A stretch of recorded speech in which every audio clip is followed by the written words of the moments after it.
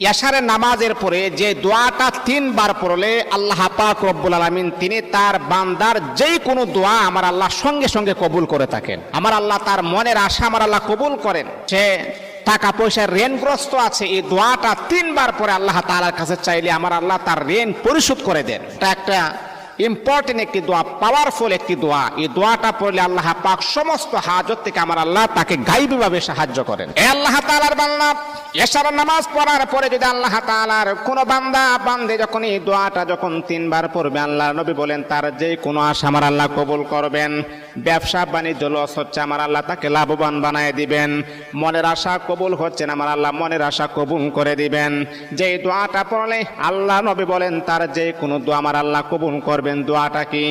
আল্লাহুম্মা ইন্নী আসআলুকা বিআন্নী আশহাদু আন্নাকা আনতাল্লাহ লা ইলাহা ইল্লা আনতা আহাদুস সামাদুল্লাযী